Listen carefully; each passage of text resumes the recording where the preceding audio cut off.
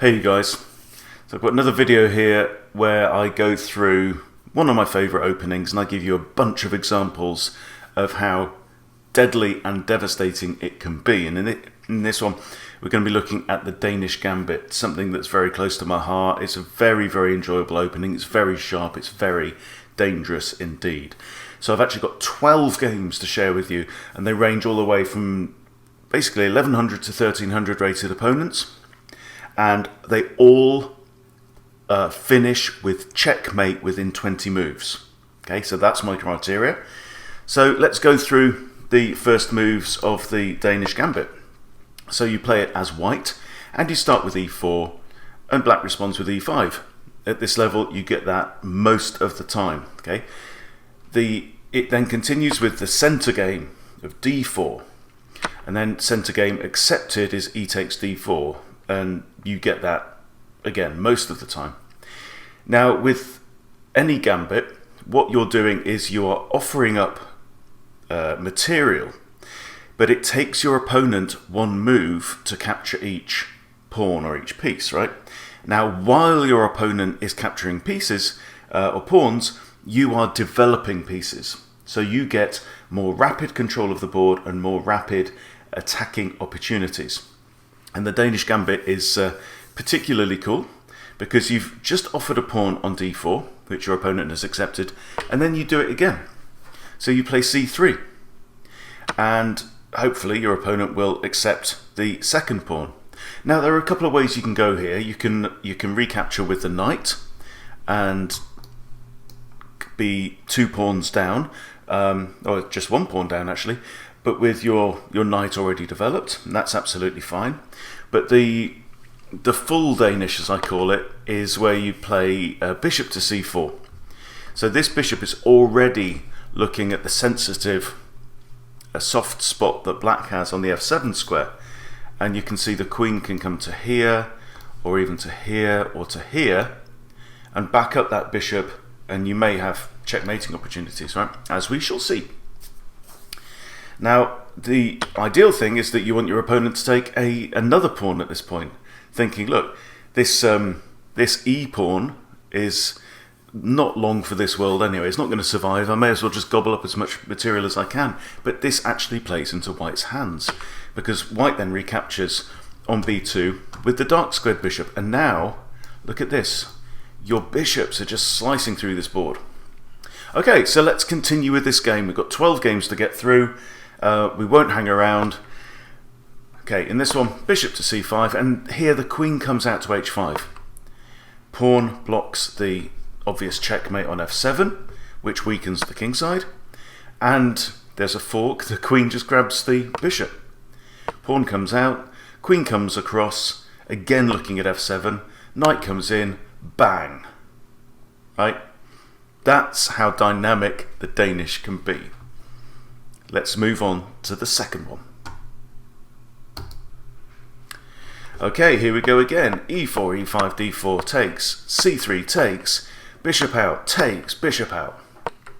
Now here, knight to h6 is a kind of sensible move because it's defending the f7 square, which is vulnerable.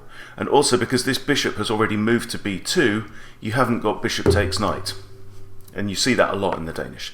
Okay, so here I play knight to f3, bishop comes out, and now the bishop dives in, grabs the pawn on g7 with a fork on the rook and the knight. So the rook's going to come to g8. No, it doesn't.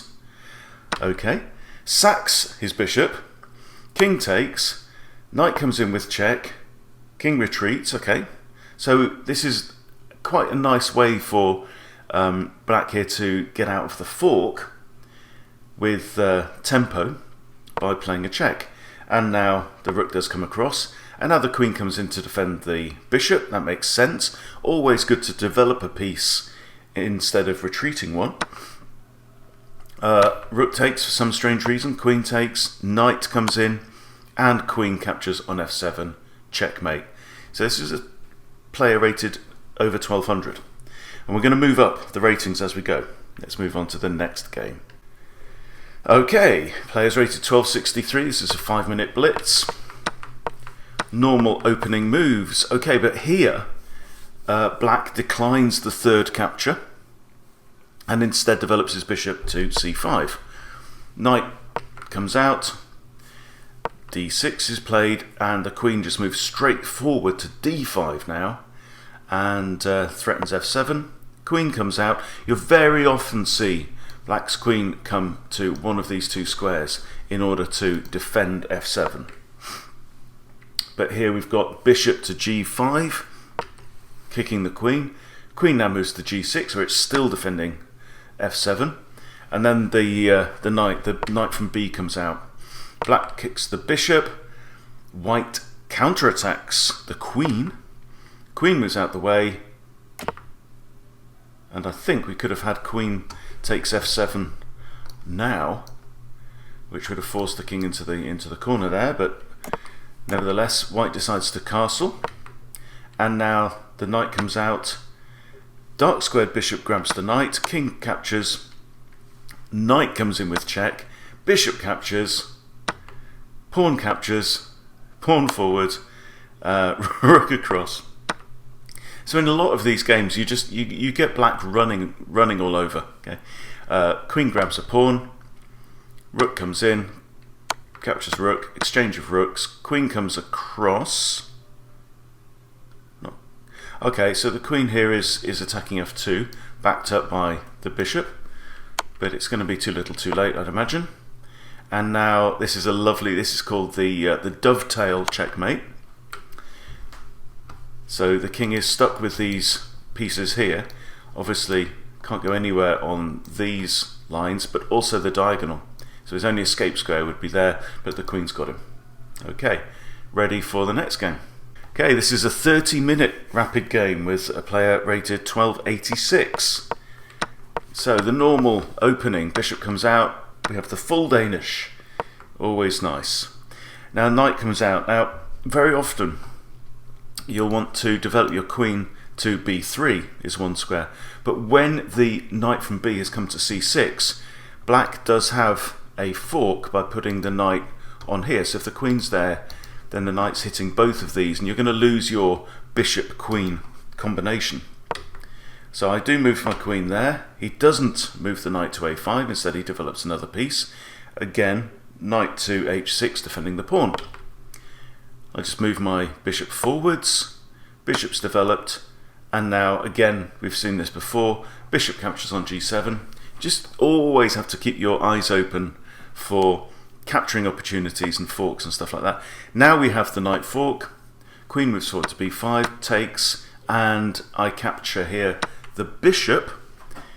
Might have been better to capture the rook, but nevertheless the rook is still under threat and the knight is still forked as well.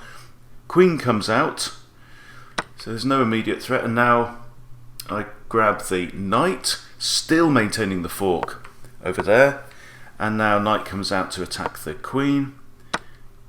The queen grabs the knight, there we go, and we're getting very close to a checkmate position here. There we go, nice little checkmate. So you can just get a feel of how dynamic this opening is. Let's move on to game number 5. Alright, standard opening. Accepts the second pawn, bishop comes out, accepts the third pawn. We have the full Danish. Knight to c6, the queen comes out, and now d6, I guess allowing this bishop to come out, but that's too slow, because the bishop comes in, grabs the pawn. And you'll notice also here, if you do get the opportunity to grab the pawn, you can also then simply carry on and take the knight on g8, because the rook can't recapture, because the queen will capture the rook. So we'll go down further. Okay, and the king's forced to move, and now the queen comes in, and that's one of the quickest checkmates you'll see in the Danish. Okay, always nice, and that's a 1300 rated player. Okay, game number 6 now. Player rated 1320. Takes the second pawn, takes the third pawn. Knight comes out, queen comes out to b3, queen comes to f6 to defend. Now very often you'll notice that whether the queen comes to this square or this square, you have knight to c3 and then knight to d5, which will hit the queen on either of those squares, and also, crucially, hitting c7. And if you can get your knight to c7, obviously it comes with a nice fork with check, winning the rook. But in this instance, queen to f6 obviously is a blunder, because there's a bishop looking at that square. Knight takes, bishop takes, king has to move. Now bringing the knight in, knight attacks queen, queen retreats, then counter-attacking the knight. Pawn to c5 defends the knight, knight to f3 attacks it again, takes, takes, takes. And clearly black is in a world of pain already. Just building up a barrage now against d7. We have to kick the knight away because this pawn is defended 1, 2, 3 times, and we have 1, 2, 3 attackers. So that doesn't work. So we have to remove the knight. Knight goes. Now the bishop can capture. Bishop takes. Boom. Checkmate. Next game. This player is rated 1330, and this is a 30-minute rapid game. Okay. And here I'm playing with the black pieces. So this is a Danish that goes wrong. e4, e5, d4, I take again, bishop comes out, and because I know this opening, I don't want to take the third pawn. Okay. Knight comes out, bishop comes out. Now the bishop comes in on its own, so it doesn't have the backup of the queen yet. So queen could have played to there, could even have played to there with a checkmate threat, but didn't.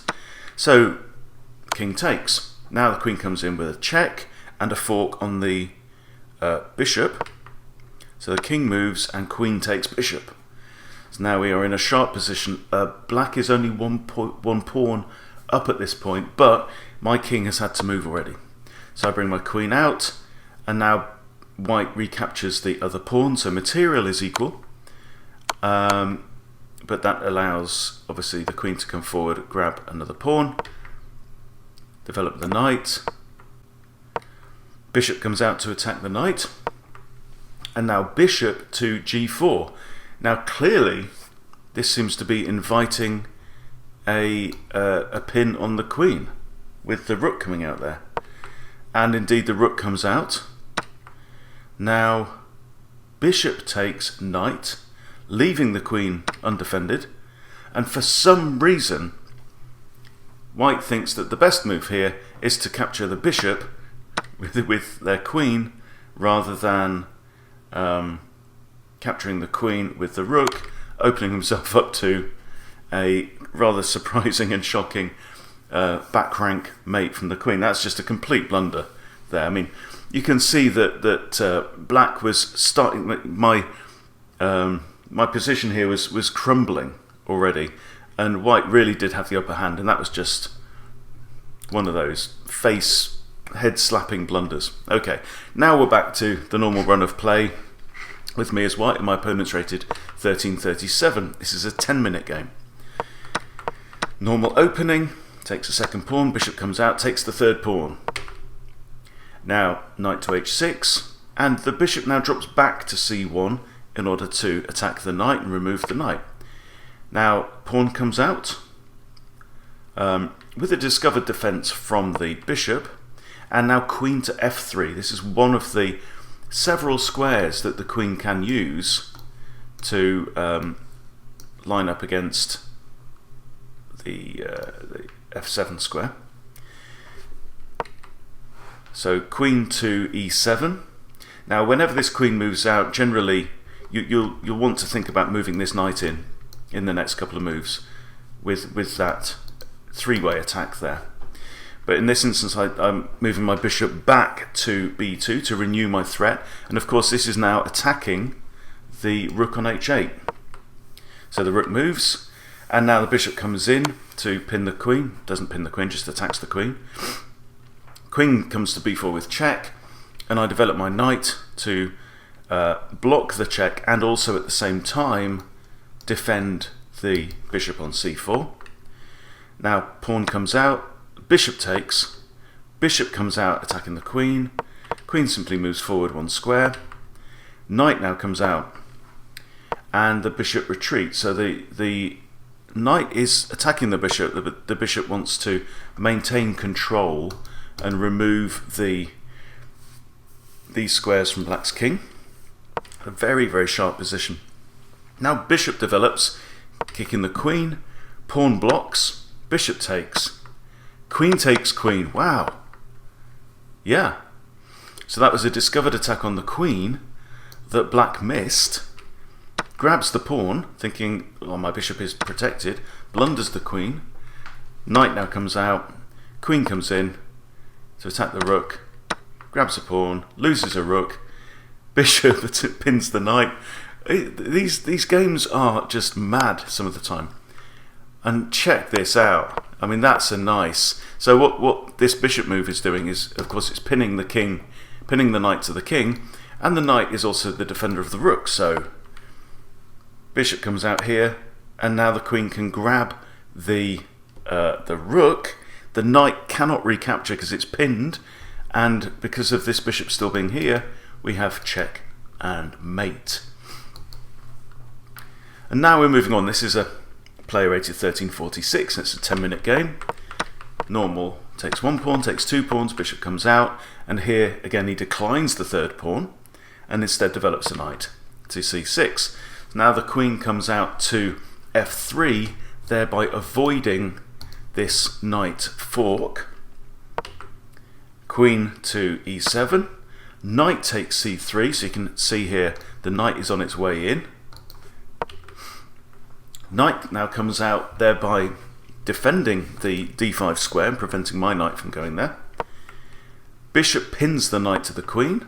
Knight now comes in with an attack on the queen, and queen moves across. Pawn defends the knight. Knight now into d5 anyway, because the knight that was protecting it is now pinned. So we have queen takes pawn, queen takes queen, knight takes queen, attacking the bishop here, and now knight into c7, and that is a beautiful checkmate in 11 moves. There you go. So you've got to like flying by the seat of your pants if you're playing the Danish. Okay, now player rated 1349. This is a 5-minute blitz. It's a very dangerous opening in Blitz and Bullet if you like playing those time formats. Okay, this is something we haven't seen yet. D5 is played, but it's pretty pointless because we've got pawn takes, and if pawn recaptures, bishop takes, so we've just won a pawn. And now the third pawn is taken. Suits white very, very well indeed. Bishop recaptures, and I just now need to move this pawn, and we've got a nice barrage already against f7. King moves across to f1. This is a very, very common move. Very frequently in the Danish, you will have the queen moving to e7 to defend f7, right? It's particularly when you've got this bishop on that diagonal. So we've seen one game where the queen blundered, where black blundered by moving the queen straight to f6 in the line of the bishop. So you'll very often get king and queen lined up on that diagonal, and when you do that, king to f1 looks kind of weak but can be absolutely deadly. Knight comes out, pawn takes, so we've cleared that light square diagonal, pawn takes, and now knight to d2. And can you see the threat now that has emerged?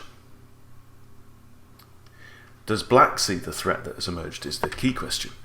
Bishop out to a6, rook to e1, pinning the queen. So the queen is going to fall. Black can block with knight to e4, but that doesn't help because we've got a knight on d2 to defend. So we have bishop takes bishop, queen takes bishop, queen has to sacrifice herself, knight comes out. Black does here get to castle, but he's way down on material. We have an exchange of knights. Now black has the idea of a discovered pin on the queen. The queen doesn't like that idea and instead just dodges out the way. Knight comes out there, but bang, too late. Checkmate. Okay, so that was less than 2 minutes used by black, less than 1 minute used by white. Last couple of games then.